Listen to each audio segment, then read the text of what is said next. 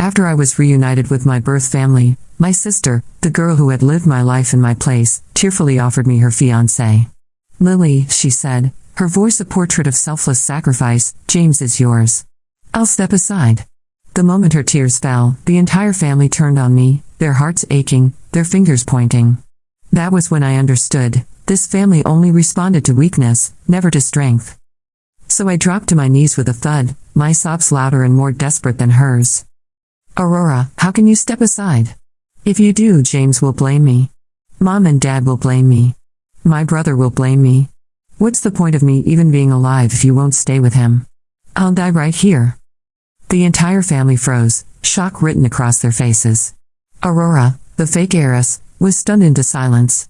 She had always been terrible at crying. But me? I was the undisputed queen of tears, and within my first week back at the Sterling mansion, I had already seized the throne. I felt like an alien crash-landed in someone else's world. And Aurora Sterling, the girl who had stolen my life for 18 years, was the princess of that world. One day, a team of workers arrived carrying ladders and buckets of paint. They were going to repaint the entire villa in Aurora's favorite color, a soft buttery cream. My room, originally a tasteful off-white, was on their list. I stopped them. "My boy, please. Don't paint my room."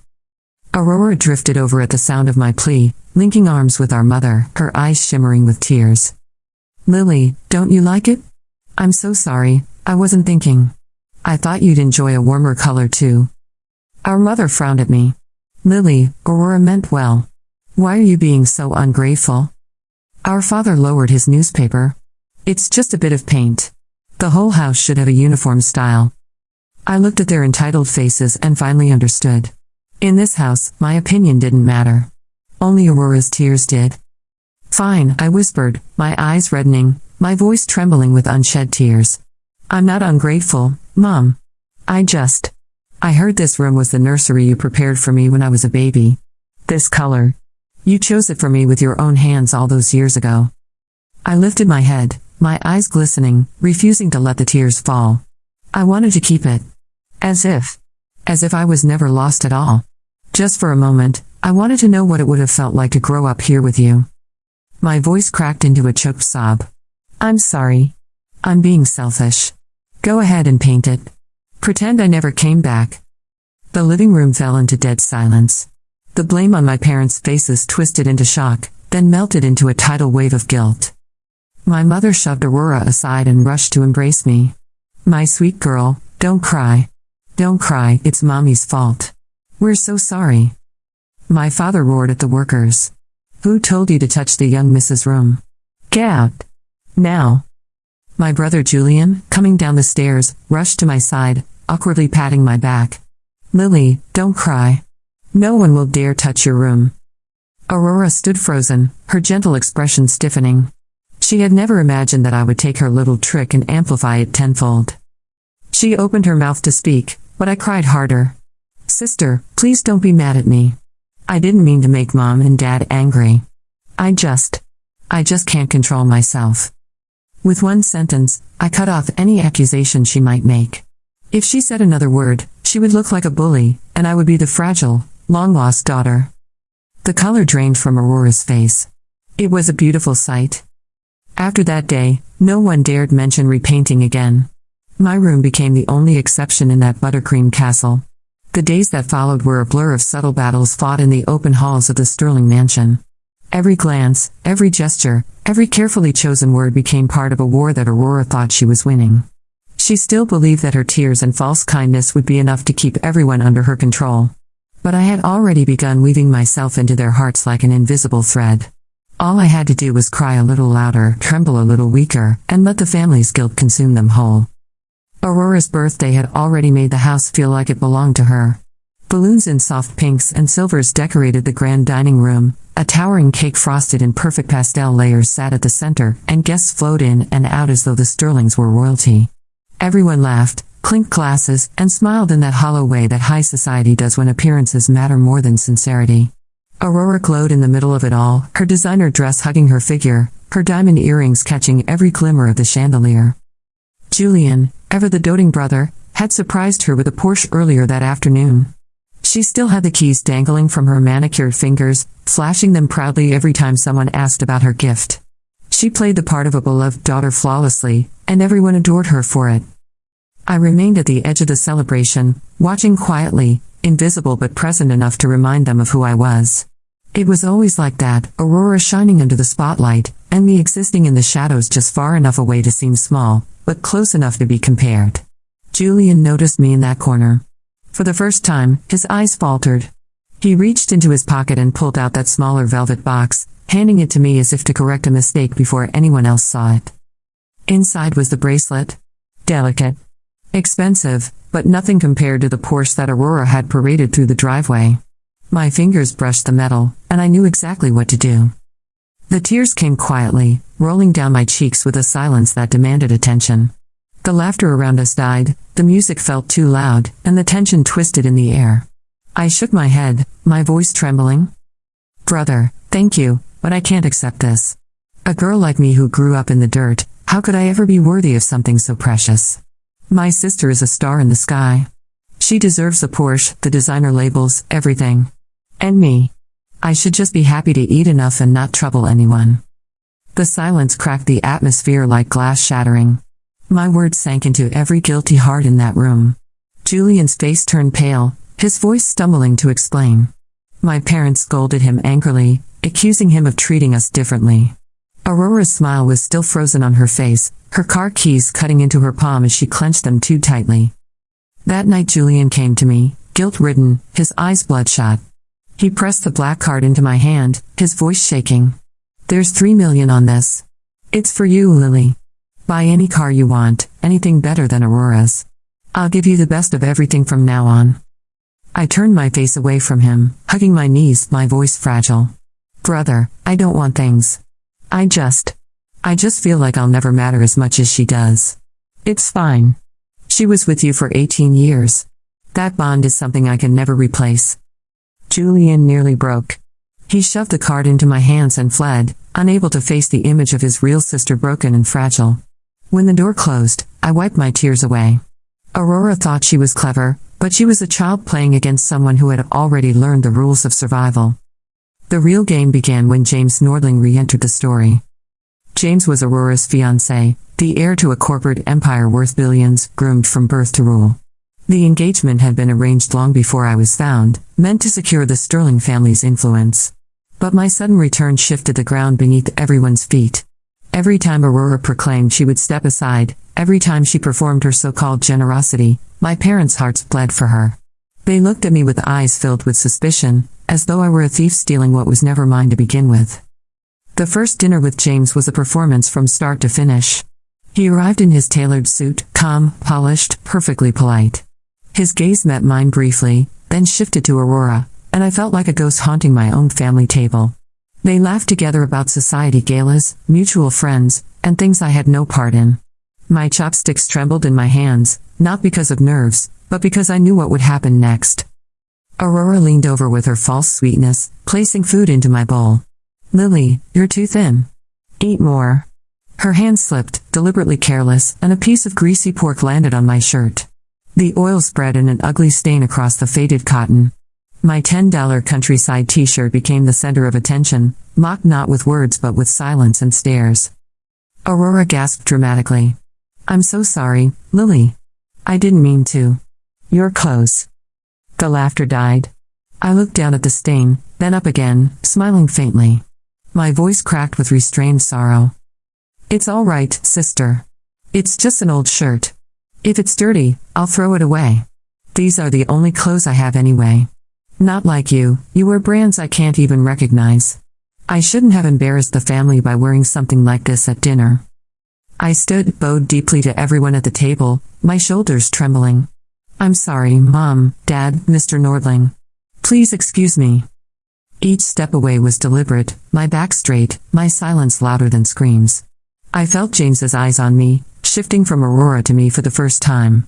His expression was unreadable, but I caught the flicker of curiosity and pity. Behind me, my mother's fury cracked the air. Aurora Sterling? Look what you've done. Aurora sputtered excuses, but no one was listening. That night, James sent me a message. Are you free tomorrow? I'll take you shopping. I smiled. The fish was hooked. The next day I arrived at the mall in the same grease-stained shirt. James frowned the moment he saw me. Why are you still wearing this? I lowered my head. This is the only decent shirt I have to wear outside. His brows knitted tighter. He didn't argue, just pulled me into one of the most exclusive boutiques. The sales staff sneered at me until they saw his card. Then their contempt turned into honey-sweet smiles. James pointed at the dresses. Anything that suits her. Wrap it up. Then he softened his tone. Go try some on. I waved my hands frantically, looking like a cornered rabbit. No, it's too expensive. I can't accept something like this. His voice hardened. It's not for you. It's for the Sterling family's reputation. When you wear cheap clothes, you embarrass all of us. The words were harsh, but I heard the clumsy kindness beneath them. I let myself be dressed in a white gown that shimmered under the lights. In the mirror, a timid, fragile girl looked back at me. When I stepped out, James faltered for just a moment. Then he turned to the assistant. Wrap them all. When we left, he carried over a dozen bags. I trailed behind him, clutching the straps, my head bowed. Mr. Nordling, thank you, but... Call me James, he interrupted. His eyes were deep, unreadable. Lily Sterling, you don't have to live so cautiously. You are the rightful heiress of the Sterling family. I sneered inside, but outwardly my tears welled again. But in their hearts, Aurora is the real one. I don't want to take anything that belongs to her. Including you, James. You and my sister look so good together. I wish you both happiness. I just hope I can get used to being alone. Then I ran from him, leaving James standing under the bright sunlight, his face clouded with a darkness I knew I had planted there. Aurora's game had just shifted. And she didn't even realize she was already losing. The morning after the shopping trip felt strangely quiet, as if the whole house were holding its breath and waiting to see which way the wind would turn. I woke to sunlight spilling across the floor, the soft color of my walls unchanged, and a tray of breakfast outside my door. The note beside the teapot was written in my mother's neat hand. Rest well. Tell me if you need anything. There was a second note in a messier script that smelled faintly of espresso. It was from Julian. I moved your piano lesson to the afternoon so you can sleep in. Also, I called the boutique and told them to exchange anything that does not fit. Put it on my tab. I smiled, then folded the notes and tucked them into the drawer where I kept small proofs that I existed. After so many years of being no one, every gesture of care felt like a stitch closing a wound. Even so, I did not forget what the house really was. In the Sterling's world, emotion was currency. Aurora had traded in it for 18 years. I had learned the exchange rate in 1 week and I was already turning a profit. At lunch, my mother reached for my hand, almost shy. Lily, are you comfortable here? Tell me if you are not. We can fix anything. I thanked her and picked at my salad with resigned delicacy. Aurora watched from across the table, her smile pleasant and her eyes calculating. She had expected James to wipe me from the board with one swipe of his card. Instead, something had shifted. He had not answered her messages all morning. She had no idea what, exactly, was slipping from her grasp. Only that it was. In the afternoon, my father returned from the city earlier than usual, his tie loosened, a faint crease between his brows. He asked to see me in his study, a room that smelled of leather and old decisions. His voice was even, but not unkind. James will be hosting a small luncheon in 3 days for his board and a few partners, he said.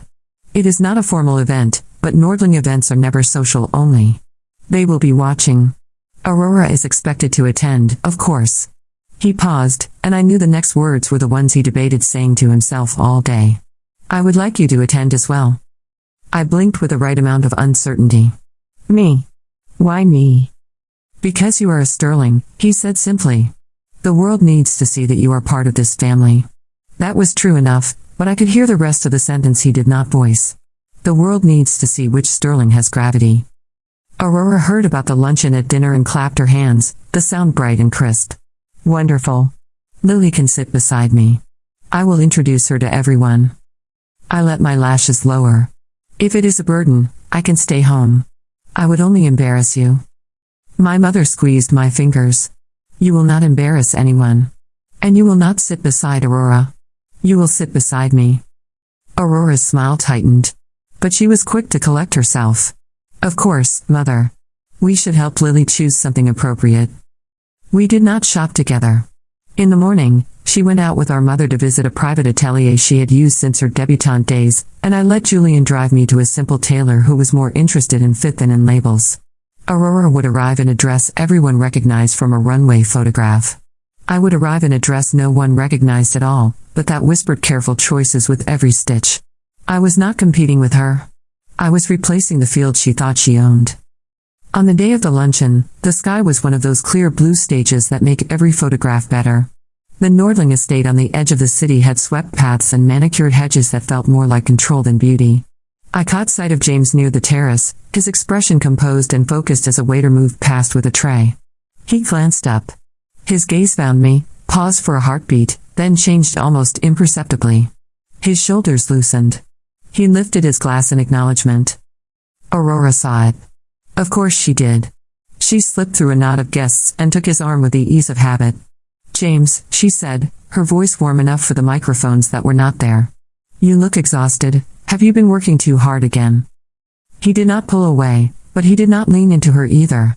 He greeted me with polite welcome, nothing more. It was enough.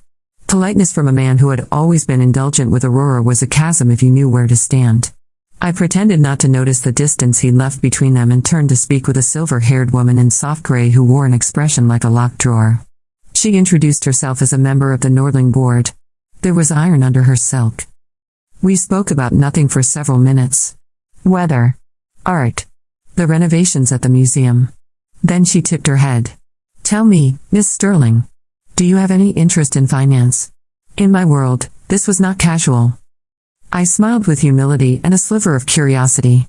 I do not know enough to be interested yet. That is my honest answer. But I do like understanding how things move. Money. People. Lines of influence. How one decision in one room can change the air in every other room for a year. The woman in gray regarded me over the rim of her glass.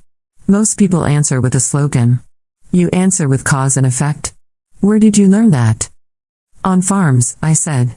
When you rotate a crop, you are planning a year ahead. When you do not, you are planning for a famine. She laughed, a brief silver sound. I liked her immediately, which was useful because I suspected she chose winners. She drifted away with a thoughtful look, and a man with a heavy watch replaced her, then another and another. I spoke little. I asked questions. I gave people space to display their expertise, which is the sincerest flattery there is. When I did speak, I made sure it was with care. After an hour, even the servers had changed how they looked at me. Aurora tried to fold me under the shade of her goodwill. She introduced me to an heiress from an old family and a restless young tech founder and a politician who said nothing and implied everything. Each time, Aurora added a line about how I was still adjusting, how shy I was, how new all this must be for me. Each time, my answers found a way to remind her audience that I was quick to learn and slow to claim, and that people who are slow to claim are very hard to accuse. The luncheon ended with speeches that were not called speeches. James thanked the partners for their faith and his board for their steadiness through a volatile quarter. He kept it short, and when he finished, the woman in gray sought me with her eyes and gave the smallest nod, as if she had found a puzzle piece and liked where it fit. Aurora caught the exchange and smiled as if it belonged to her. It had always belonged to her. That certainty was the only thing I needed to break. The next morning, a photograph appeared on a small gossip page that trafficked in biting shadows. It showed me stepping out of James' car outside the mall, my hand full of bags, my head bowed. A cropped image made it look as if he had touched my wrist in a way that was not appropriate for a man engaged to my sister. The headline did the rest. The household staff began whispering in the laundry room. By lunch, the whispers had reached the dining room. My father was stiff. My mother was wounded. Aurora sat with her hands folded and an expression of pained grace. Lily, she said softly. You should be more careful. People do not know your heart. They can misunderstand. I know you would never hurt me on purpose. There was a line in the sand and Aurora had drawn it in sugar. If I crossed it now with anger, I would look guilty. If I backed away, I would look weak. So I did what I always did. I folded. I'm sorry, I said, and my voice broke as if the apology were tearing me open. It was my fault. I am not used to being watched. Mr. Nordling only helped me pick a dress so I would not shame the family again. That was all. Julian pushed back his chair. That is enough. I was the one who told James to take you. He looked at our parents. Because I had to be at a meeting with the contractor, and Mother was busy with the charity committee. Do not punish Lily for a photograph with a caption written by someone who has never met us. Aurora turned to him, calm on the surface, her eyes bright. We are not punishing anyone, Julian. We are protecting Lily. She does not understand how easily people can twist things. I bit my lip. Sister is right. I do not understand. All I know is that I keep making trouble for you. I will stay in my room for a while. I will not go out. My mother caught her breath as if I had slapped her. You will do no such thing. We can handle a rumor. Aurora, call your PR friend and have her arrange a clarification. We will say the Nordlings extended their help in welcoming Lily to the city. That is the truth. She shot a look at my father. And we will not entertain this again. For once, my father agreed. He had lived long enough to know that feeding wolves only taught them to circle back with friends. He ordered the staff to ignore any calls from tabloids and to turn away any wandering photographers at the gate. The rumor did not die, but it starved. Aurora did not like starving.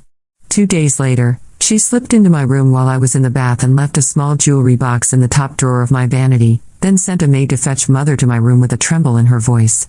When my mother arrived, Aurora was already crying. I cannot find grandmother's bracelet, she said, shaking as if from fever. The one she gave me for my 18th birthday. I looked everywhere. And Lily said she had not seen it, but I cannot find it anywhere. Mother, do you think? The maid interrupted, wide-eyed. Madam, I just saw a box in Miss Lily's vanity. She blurted the words and pressed a hand over her mouth as if she had discovered a fire. They opened my drawer. The bracelet lay coiled like a snake that had eaten its own tail. My mother swayed. She loved her mother the way my grandmother had loved being obeyed. The bracelet was a relic, a chain of small square links set with stones that looked modest until you knew their pedigree. For a breath, the room was nothing but air and accusation. I stepped in barefoot, hair damp, robe tied at the waist. I froze. Then I covered my mouth as if I could hold the shock in with my fingers. I borrowed it this morning, I said in a whisper. I wanted to see if it would match the dress I planned to wear to the charity gala. I meant to ask permission later. I was afraid you would say no. My throat worked around words I made myself swallow. I am sorry. I will put it back now. Aurora took a step forward, her palms up. It is all right, Lily. You only borrowed it. But next time, ask me first. Mother turned to her slowly. Ask you. What an interesting choice of phrasing. Aurora blinked. It is mine, is it not? Grandmother gave it to me. Mother opened the box again, lifted the bracelet, and held it to the light. Then she tapped one of the links with her nail. Aurora, when did you decide to replace authentic stones with glass? Aurora's breath hitched. I did not. I would never. Mother did not smile. She looked tired in a way I had not seen before, as if she had been holding up a ceiling for months and suddenly realized the house would still stand if she let it rest on its columns. The appraisal receipt is in my desk, she said. I had the piece evaluated 3 weeks after your birthday for insurance. I remember the numbers. And I remember the maid who was dismissed from your floor 2 months later because her cousin runs a pawn shop and a certain pair of earrings with a similar history found their way into that shop. I said nothing because I hated to humiliate you. I will not say nothing now. Aurora stared at the bracelet as if it had betrayed her. Then she looked at me. I met her gaze calmly for once, no tears, no tremble. My silence spoke for me. If I had wanted to trap you, I would have screamed thief first. I did not. You did. Mother returned the bracelet to its box and placed it in my hands. Keep it in your vanity for now, Lily. I will decide what to do with it later. Aurora flinched as if she had been struck. I felt a pang of pity that tasted like victory. She had always believed that the house was hers because she cried louder. Now her tears were washing away the floor under her feet. In the evenings, lessons began. Not the ones Aurora had known, all posture and waltz and how to rest a champagne flute on a flight of stairs without spilling a drop. Mine were quieter. Julian hired a tutor who had taught children of diplomats how to see a headline coming before it was written. I learned where to stand on a group photograph if I wanted to be visible or invisible, what not to say to an interviewer even if they promised it would be off the record, and how to read the structure of a partnership contract without getting lost in the polite lies that lawyers like to call language. My father began taking me to his foundation meetings. He did not introduce me as an heiress. He introduced me as my father's daughter who asks too many questions. It disarmed people and taught me more than any textbook. My mother took me to the hospital wing her committee funded. She had always given with elegance. For the first time since I arrived, I saw her give with sincerity. Not for photographs. Not for favors. When she held a premature baby through the clear plastic walls of an incubator, she cried and did not hide it. I stood beside her and held the edge of the world with her for a minute. James visited the house twice in the next week. The first time was business, or so he said. He spoke with my father in the study and left within 20 minutes. The second time he arrived with a small stack of folders that looked like they had been argued over by 3 departments before he confiscated them for himself. He asked for me in the foyer. Aurora answered the door and had to call for a maid to fetch me. He showed me charts. Market entries. Supply chain risks for a pilot program he wanted to launch in the next quarter. It was not a test and yet it was. I listened, asked the question he did not expect about a bottleneck in a port he had taken for granted, and he sat back as if the chair had moved under him on its own. Who taught you to think like that? He asked. People who had fewer options taught me to think about options, I said. When you have one cow and someone tells you to slaughter it for a feast, you learn very quickly how to say no. He smiled then, a real one that made him look younger. He closed the folder and pushed it across the coffee table. Keep this. If you are bored, mark it up and send it back. He hesitated. Or take a walk with me. The gardens are quiet this time of day. Aurora arrived with a tray of tea at that exact second, and when she saw the folder near my knee, she set the cups down with too much care, as if gentleness could be loud enough to drown the sound of a shift. I cannot stay, she said. I promised Mother I would stop by the charity office. Lily, you should rest. You have had a busy week. I looked at James, then back at Aurora. I will not be long. 10 minutes. The maples are pretty in the south garden. We did not take the south path. James led me to a long hedge where the city noise thinned and you could hear your own footsteps. He walked with his hands in his pockets for a while. I was unfair to you at the beginning, he said at last. I did not try to see you. I only tried not to betray what I had already promised. That is not the same as respect. I am sorry. I let the quiet stretch, then nodded. Thank you for saying it. Respect matters more than promises when promises are arranged by other people. He stopped walking. When he spoke again, the air changed. Aurora and I will announce a postponement of the engagement at the gala next week. We agreed it was the prudent thing to do while the families adjust. Families do not adjust, I said softly. They choose. Or they pretend to, and then the choice arrives for them anyway. Something like relief flickered across his face. He looked toward the house, back at me, and then he shook his head as if he had nearly said too much. I will see you at the gala, he said. Then he left me under a sky so clear it felt like a dare. The week raced toward the gala and every day felt like a rung on a ladder someone else was holding. Aurora doubled her efforts at perfection. She had fittings every morning. She practiced her speech for the charity auction, a simple welcome and a reminder of the hospital wing the family had funded. She practiced a smile in the mirror that did not tremble. She told herself a story in which she still owned the ending. The day before the gala, she knocked on my door and stepped in without waiting for an answer. She closed the door behind her, leaning on it as if she needed its strength. For once, there were no tears. Do you want him? She asked. I did not pretend not to understand. What I wanted was not the same as what was possible. I looked at her and told the truth. I want to be free of the hunger that makes people cruel, I said. If that means I do not want him, then no. If it means I do not want to fight you over a man you do not love as much as you love winning, then also no. I do not want him in that way. She laughed once, a small sound with no joy in it. You always talk like you are telling a parable. It is infuriating. She pushed off the door. For what it is worth, I did not choose this engagement. But I chose everything that came with it. It is hard to separate a person from an empire when the empire is built to fit that person. She paused. If you hurt our parents, I will never forgive you.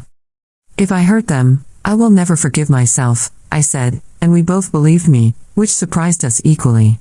She left without slamming the door. The gala was held in a glass hall near the river that turned the city lights into constellations. The Sterlings arrived as a family, the four of us stepping out of the car in a way that looked choreographed. It was not. It was a rhythm you learn when cameras teach you to walk with your chin at a height that says we are story and not spectacle. Inside, guests rose from their tables as we entered. A string quartet made a long bright ribbon of sound. Servers glided with trays that gleamed. At the far end, a small stage and a simple lectern waited for speeches that would be called gratitude. I recognized the woman in gray from the Nordling luncheon near a pillar. She nodded once. I nodded back. James arrived with 2 board members and his sister, who looked at me with frank interest and whispered something into his shoulder that made him not smile. He greeted my parents, shook Julian's hand, and then inclined his head to me with that polite steadiness that meant nothing to the untrained eye and meant control to anyone who paid attention. Aurora watched all of it from 3 feet away. She was beautiful in a dress of pale gold that might have been spun out of the light itself. For a second, I saw the girl inside the performance, scared and stubborn, and I almost reached for her. The auction went well. People gave because giving in public is a way to be seen without having to confess anything else. Then the lights shifted, and the master of ceremonies announced a brief message from the Nordling family. The board's attention turned as one. The room knew an announcement when it heard the drum roll inside a single sentence. Aurora stepped up beside James at the lectern, their silhouettes elegant and aligned. She took a breath. He set his notes aside and did not look at them again. "Thank you for your kindness and support," he said. "Our families are grateful to build together for the good of the city." After careful discussion, and with respect for the changes our families have experienced this year, Aurora and I will be postponing our engagement. We believe it is the best decision for everyone while we focus on our respective responsibilities. There it was. Clean. I expected Aurora to smile and nod and step back with grace. Instead, she swayed and caught herself on the edge of the lectern. The room murmured in polite concern. She straightened with a visible effort and tried to speak, but her voice came out thin. "We hope for your blessing," she said. She lifted her chin, and the lights showed us a crack and then another in the porcelain of her control. "Thank you for understanding." They left the stage together, but they were not together. When they reached the floor, James released her hand in a way that no one would call rude and no one would mistake for affection. Aurora stared at the space between their palms as if it were a verdict. Then she turned and found me across the room, and for the first time since I had come home, she looked like a girl who had lost something and did not know how to mourn it. I set my glass down and walked toward my mother, who was already preparing to be gracious to everyone at once. On the way, I passed the woman in gray. She stopped me with a touch to my elbow that was almost nothing at all. "You do not cry tonight," she said. "Good. Tonight you watch." I did as I was told. I watched how quickly people adjusted to a new arrangement of planets. I watched how a rumor can die without a funeral if you give it no flowers. I watched my father relax by a degree I had not seen in years. I watched my brother stand between 2 conversations and steer them like a man who had been promoted in private. And I watched Aurora fold herself back into the role of the perfect daughter, every movement precise, every smile immaculate, her eyes glassy and unreadable. When the speeches ended and the band struck up a song that had taught 1,000 couples to sway, James found me near a display of photographs of the new hospital wing. He looked like a man who had rewritten a line of code and was waiting to see if the system would crash or hum. "Thank you for not making this harder," he said. I lifted a shoulder. "I did not do anything." "Sometimes not doing anything is the whole thing," he said. He hesitated. "I do not know what tomorrow will look like. But I know this felt right." "Tomorrow always looks like today until it does not," I said. "Then it looks like something you cannot name." He laughed once, not unkindly. "Good night, Lily." "Good night, James." I left the hall with my family. In the car, my mother squeezed my hand and said nothing. My father looked out the window and cleared his throat once as if he had almost said "I am proud of you" and decided to save it for a day when those words would change the shape of a room. Julian caught my eye and mouthed later. He meant we would talk on the terrace, under the maple that dropped leaves like the sky had burned a little and forgiven itself. Back at the mansion, the door had hardly closed before Aurora brushed past me in the foyer and climbed the stairs, one hand on the rail, the other clutched at her side. I watched her until she turned the corner. Then I stood in the quiet house that had nearly become a stage for the wrong play and I let my breath out slowly. I was not triumphant. I was not even relieved. I was simply present, and for a girl who had spent years as a ghost, Presence felt like a kind of victory that no one could steal. In the mirror at the foot of the stairs, I caught a glimpse of myself. The dress fit. The girl fit too. Not because the house had changed, but because I had learned which rooms needed my silence and which needed my voice. I turned away and climbed to my room, the one place in the house where the walls still held the color my mother had chosen for a baby that had gone missing and then come home. I opened the drawer where I kept my proofs and added a place card with my name from the table at the gala. It was only cardstock with ink. But it meant that in a room full of names, mine had been one of them. Tomorrow would be harder. Aurora would not retreat forever. The postponement was only a truce. The board would whisper. The tabloids would hunt. The family would test what they had learned tonight. James would have to decide whether caution or courage would be the language of his life. And I would have to decide what I wanted that was not defined by winning. I turned out the light and lay down in the dark. The house settled around me, old bones and old stories and rooms repainted in colors that matched the people who had lived there longest. Somewhere down the hall, I heard my mother moving softly, the way mothers move when they walk past doors and count the breaths of their children. I closed my eyes and let sleep find me. In the morning, there would be flowers on the breakfast table, and a polite statement on 2 websites, and 3 photographers turned away at the gate. There would be the sound of my father's voice on the phone telling someone that the family was united, and the clink of my mother's bracelet when she poured coffee, and the sight of Julian leaning in the doorway with a secret plan to teach me how to bluff without cards. There would be Aurora on the terrace pretending the air did not hurt her lungs. There would be James somewhere in the city making a call he could not delegate. And for the first time since I arrived, there would also be the quiet certainty that whatever happened next would not happen without me. The gala changed the air inside the Sterling mansion. It was not loud, but it was lasting. For the first time since my return, people no longer treated me as a shadow attached to Aurora's glow. Instead, they glanced at me with careful respect, the kind reserved for someone who might matter tomorrow even if they did not matter yesterday. Aurora hated it. I could see it in the way her hands shook when she brushed her hair, and the way her laughter cracked just before it finished. She had always lived by applause. Now the applause was faint, and for the first time she could hear the silence in between. I woke the next morning to a new kind of attention. My mother asked my opinion about the upcoming charity gala, not Aurora's. My father invited me into his study when he was reviewing foundation projects. Julian asked if I wanted to ride with him into the city. These were small things, but in a family like the Sterlings, small things shifted gravity. I did not gloat.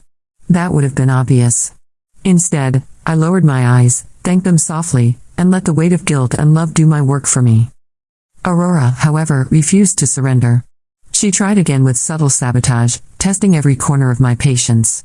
One afternoon, while guests visited the estate, she accidentally spilled red wine over the skirt of my pale dress.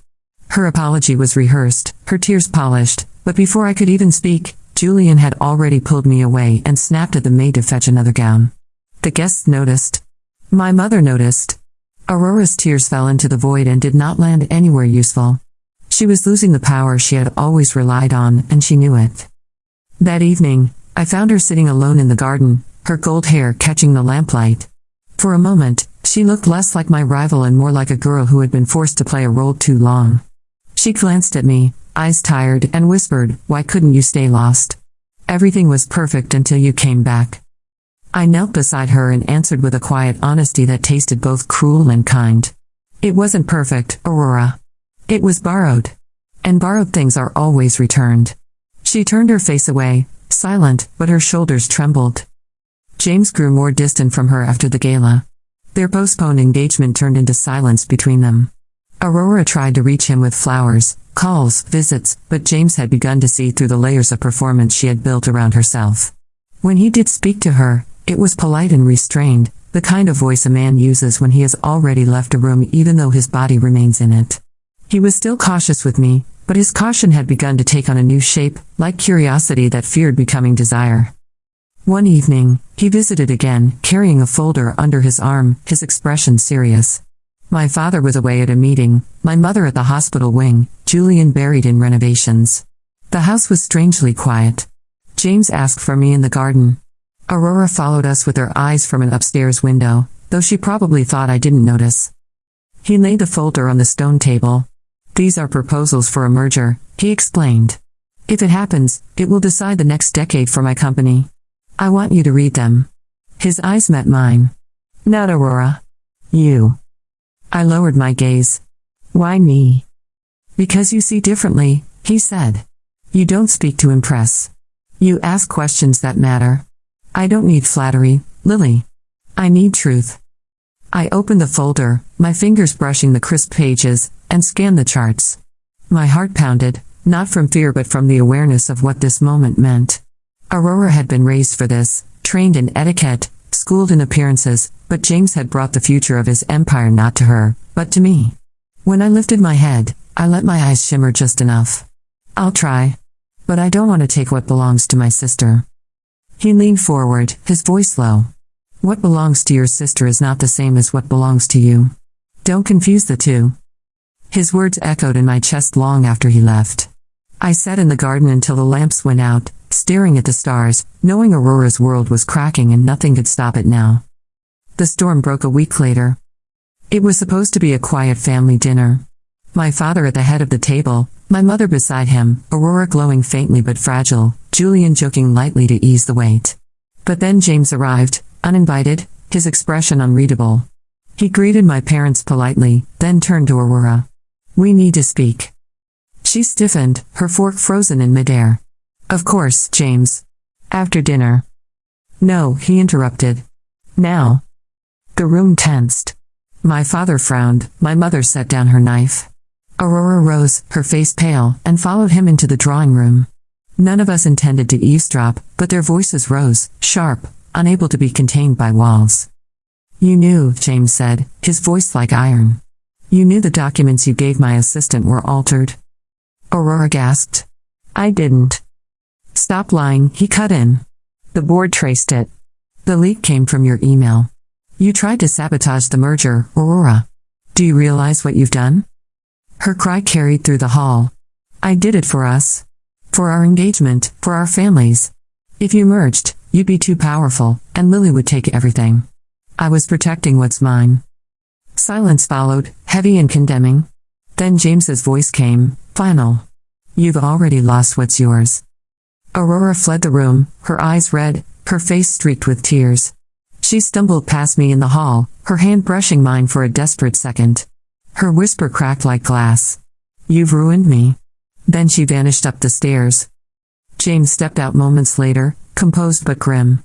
His eyes met mine, and for a second, something passed between us, recognition, inevitability, a weight we both carried but did not yet name.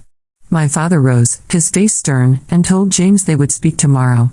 My mother looked at me with sorrow and pity, as if she knew that Aurora's collapse meant my rise, and that neither outcome was without cost. Aurora left the mansion 2 days later. No one said it aloud, but she had been exiled in all but name. She moved into a smaller apartment the family owned downtown. My mother visited her, left meals at her door, begged her to forgive. My father gave her an allowance, discreet but firm. Julian wrote her letters she never answered.